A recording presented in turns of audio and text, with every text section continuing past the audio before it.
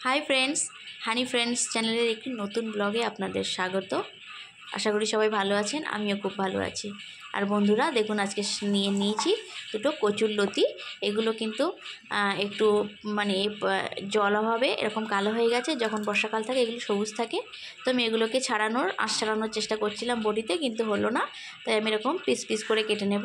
নিয়ে আমি এটাকে সিদ্ধ করে ওর কভারটাকে ছাড়িয়ে নেব। তো যখন আমি বটিতে হবে না তখন এই পদ্ধতিতেই আমি কভারটাকে ছাড়িয়ে নিই। তো ব্যাস এগুলোকে পিস করে কেটে নিয়ে একটু সিদ্ধ করতে বসিয়ে দেব। তো আমি সিদ্ধ করতে বসিয়ে দিয়েছি। আর বন্ধুরা বলে রাখি, এটা কিন্তু আমি চেন্নাইতে এখানে পাই না, এটা ওয়েস্ট বেঙ্গল থেকে আনা হয়েছে। পাশের বাড়ির দিদিভাইরা বাড়ি গেছিলো, ওরা নিয়ে এসছে। আর এদিকে আমি একটু আবার 3 পিস সামুদ্রিক মাছ ছিল ফ্রিজে পড়ে, তো সেটাকে একটু ঝাল বানিয়ে নিয়েছি আজকে দুপুরবেলা খাওয়ার জন্য। তো মাছের ঝালটা প্রায় হয়ে গেছে। আর এই মাছের ঝালটাতে আমি কিন্তু সর্ষে পোস্ত বাটা দিইনি, একটু রসুন এবং পেঁয়াজ দিয়ে বানাচ্ছি, আর একটু সাথে কালো জিরে।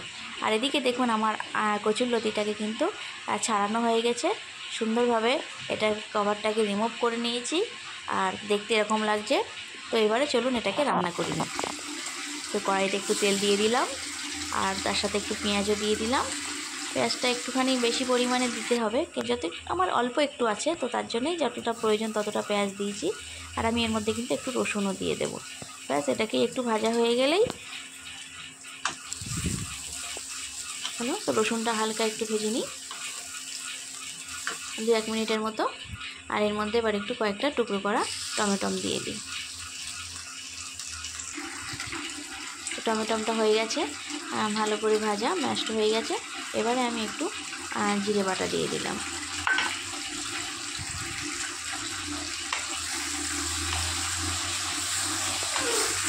একটু হালকা পিঠ ভাজা হলেই হলো।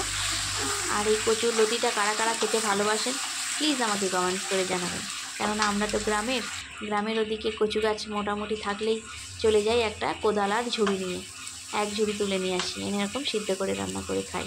আর এদিকে আমার মশলার মধ্যে দেখুন একটু হলুদ গুঁড়ো, লঙ্কা গুঁড়ো দিয়ে দিয়েছি, আর একটু পরিমাণ মতো লবণ ওতে দিয়ে দিয়েছি। তো ব্যাস আমার মশলাটা রেডি। এবারে আমি ওই সিদ্ধ করা কচুটা একটু দিয়ে দেবো। দিলে মোটামুটি এপিট ওপিট করে একটু ভেজে নিলেই হলো। আর যদি মনে করি যে একটু টাইট খাবো, তো টাইট ভাজাই থাকবে। যদি মনে করি না একটু জল দেবো, তো সেটা একটু পরেই ডিসাইড করবো। এখন তো ভাজতে থাকি।